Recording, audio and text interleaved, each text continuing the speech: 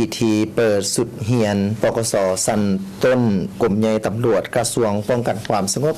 แขนงวิสาสะเพาะตำรวจสกัดกั้นและก่อต้านอัคคีภัยโรงเรียนปกส.สันตนกรมใหญ่ตำรวจกระทรวงป้องกันความสงบได้จัดพิธีเปิดสุดเรียนปกส.สันตนแขนงวิสาสะเพาะตำรวจสกัดกั้นและต้านอัคคีภัยคุณที่10ศกปี 2025-2026 ในวันที่ 6 พฤษภาคม 2025 โดยการเป็นเกียรติเข้าร่วมของท่านพลจตวาวันทรสุริศักดิ์คณะพักกระทรวงห้องหัวหน้ากรมใหญ่ตำรวจ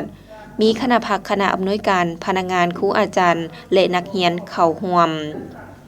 ในพิธีทานพันโทคำพูดศรีนุราชหัวหน้าอำนวยการโรงเรียนปกส.สันตนกรมใหญ่ตำรวจได้ผ่านแผนการเรียนการสอนแขนงวิสาสะเพาะตำรวจสกัดกั้นและต้านอัคคีภัยศกปี 2025-2026 ซึ่งท่านได้กล่าวว่าสุดเรียนนี้มีนักเรียนทั้งหมด294คนหญิง69คนในนี้จบวิสาสะเพาะสายปกครอง29คนหญิง8คนจบปริญญาตรี23คนหญิง4คนสั้นสูง6คนหญิง4คนจบม.ปลาย265คนหญิง61คนสำหรับหลักสูตรการเรียนประกอบมี3หมวดวิชาเรียนคือหมวดโมดูลทั่วไปโดยใช้ระยะเวลาจำนวน10วันมี70ชั่วโมงหมวดโมดูลพื้นฐานวิสาสะเพาะจำนวน62วัน434ชั่วโมงและหมวดโมดูลวิสาสะเพาะแขนงการ176วันมี 1,232 ชั่วโมง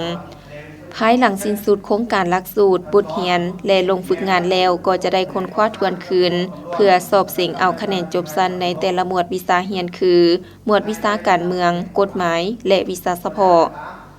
การเปิดเรียนสุดนี้แมนเป็นบาทก้าวใหม่ของการปรับปรุงก่อสร้างกำลังป้องกันความสงบให้มีความเติบใหญ่เข้มแข็งขึ้นเป็นเก่าๆในใส่เฮ็ดให้บรรดานักเรียนที่มาเรียนได้เสื่อมซึมกำแน่นแนวทางนโยบายของพรรคระเบียบกฎหมายของรัฐมีความรู้ทางด้านวิสาสะเพาะตั้งหน้าฝึกฝนอบรมคุณสมบัติศีลธรรมปฏิบัติห้ามเรียนให้เก่งพร้อมทั้งปฏิบัติกฎระเบียบของโรงเรียนอย่างเข้มงวด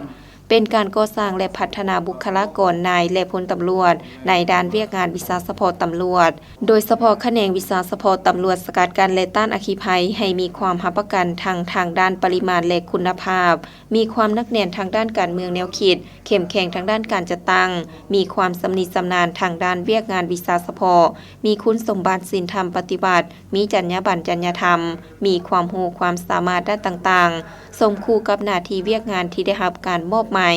และเป็นการพัฒนาบุคลากรนายและพลตำรวจให้มีวินัยเข้มงวดมีความรู้ทางด้านวิสาสะเพาะในระดับที่แน่นอนมีใจฮักมักในอาชีพมีบุคลิกภาพมีมนุษยสัมพันธ์ที่ดีเพื่อสกัดกั้นต้านและแก้ไขปรากฏการณ์ย่อท้อ